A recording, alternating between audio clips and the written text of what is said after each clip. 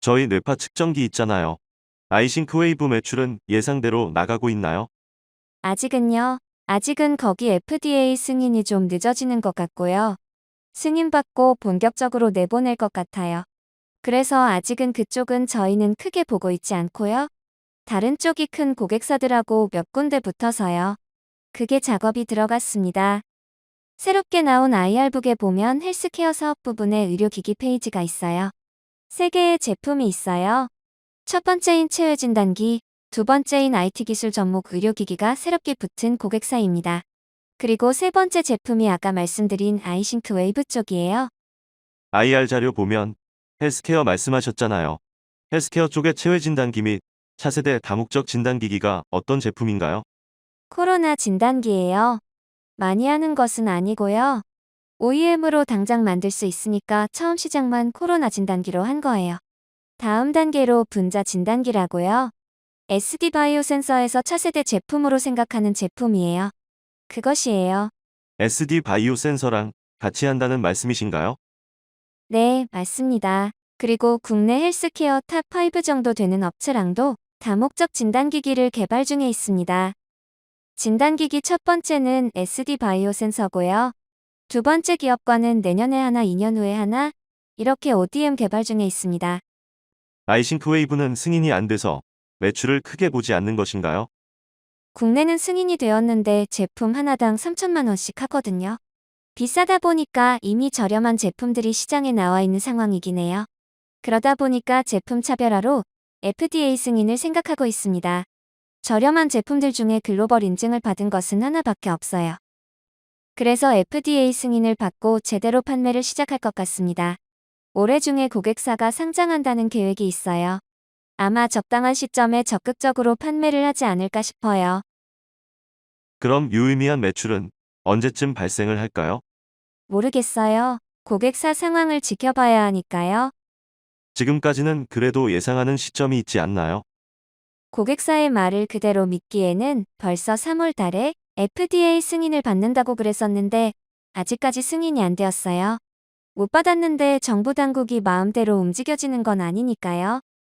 아시겠지만 승인 다 나 있는 상태에서 증이 나오는 데만 2달이 걸렸거든요. FDA도 바쁜 것 같아요. 벌써 우리나라 식약처도 통과가 됐기 때문에 크게 문제는 없을 것 같기는 한데 기다려봐야죠. 그렇게 멀지 않아서 매출이 발생할 거예요. 뷰티 디바이스 쪽 예상 매출이 궁금한데요. 그건 말씀드릴 수는 없고요. 아주 괜찮습니다. 메디큐브 쪽에 보면은 아주 괜찮습니다. 메디큐브 쪽은 1분기 2천억 이상 매출을 잡고 있는 것 같아요. 저희들은 그 정도는 안 나오죠. 저희는 납품을 하는 거니까요. 그래도 괜찮은 것 같아요. 흐름이 썩 괜찮은 것 같습니다. 그럼 1분기 분위기는 괜찮은 편인가요? 1분기부터 많이 나오는 건 아니고요. 이제 2분기, 3분기 뒤로 가면서 많이 나오겠죠. 아무래도 첫 출발이다 보니까요. 해외로 수출이 많이 나갈 거예요. 벌써 승인을 다 받아놨습니다. 그래서 뒤쪽으로 갈수록 좋겠죠. 전자담배나 매출 신장이 좀 기대되는 신규 고객사가 있나요? BAT는 저희랑 직거래를 하고 있어요. BAT는 세계 담배 시장에서 필립 모리스하고 투탑입니다. 투탑이 어쨌든 저희랑 하고 있는 것이니까요.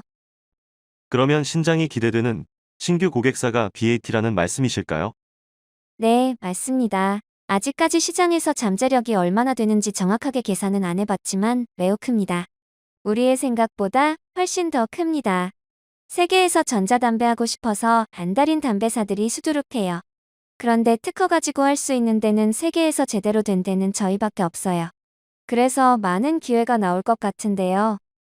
IR 자료 봤을 때는 회사 증설에 1조까지 꾸준히 투자할 거라고 알고 있는데요. 이미 투자 거의 됐고요. 올해 7월 정도면 1조 정도는 확보될 겁니다. 그런데 사업 성장세 때문에 1조가 충분할지 모르겠어요. 오히려 더 할 수도 있다는 겁니다. 지금 고객사가 적극적으로 진행하고 있어서 그렇습니다. 그래서 캐파 1조는 올해 7월이고 더 증설이 될 수도 있다는 건가요? 아니요. 지금은 모르죠. 모르는데 상황이 그렇게 될 수도 있다는 겁니다. 그걸로도 부족할 수도 있다는 거예요. 전자담배 쪽은 더 증설을 요청하는 고객사가 있을 수 있다는 거죠. 요청한다기보다 한 번 대박이 터지면 얼마나 커질지 모릅니다. 전자담배는요, 다른 업체에서 BAT와 한 품목 하는데 1년에 한 4천억 정도 되거든요. 한 품목 하는데 그 정도예요? 정말 규모가 많이 큽니다. OEM으로 하는데도 그렇게 크니까요. BAT가 KT&G의 8배입니다. 매출 규모가 훨씬 큽니다. 그런데 시장에서는 BAT 가능성에 대해서 뭐 크게 계산 안 하는 것 같더라고요. BAT가 아무래도 직접 거래를 하고 있으니까요.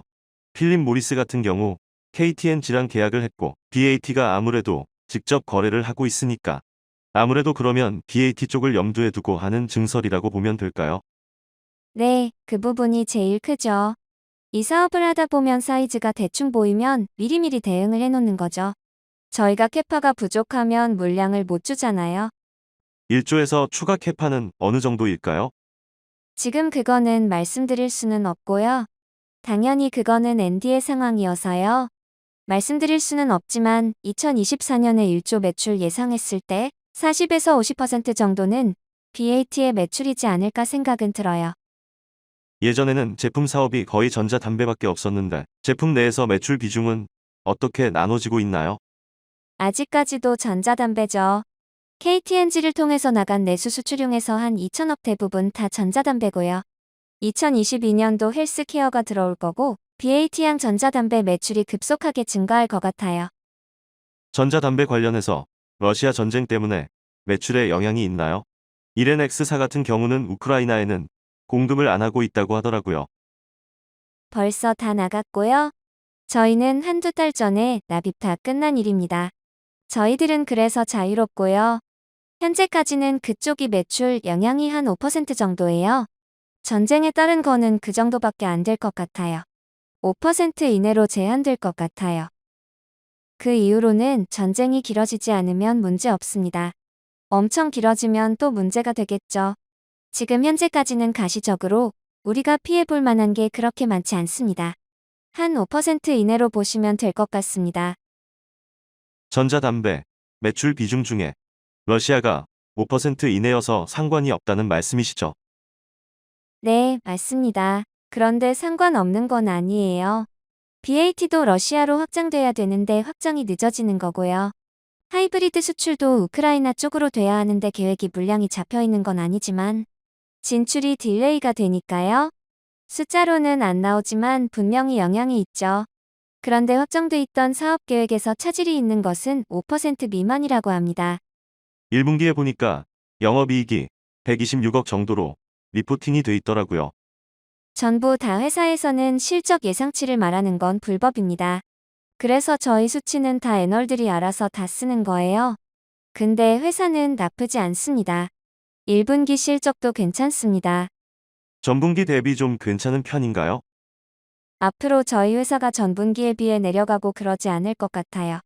계속 우상향할 것 같아요. 그래야지 2024년 1조 달성하겠죠? 1분기 실적은 언제쯤 발표가 될까요? 5월 15일 정도요. 그게 기한이에요. 항상 그때였어요. 네, 말씀 감사합니다.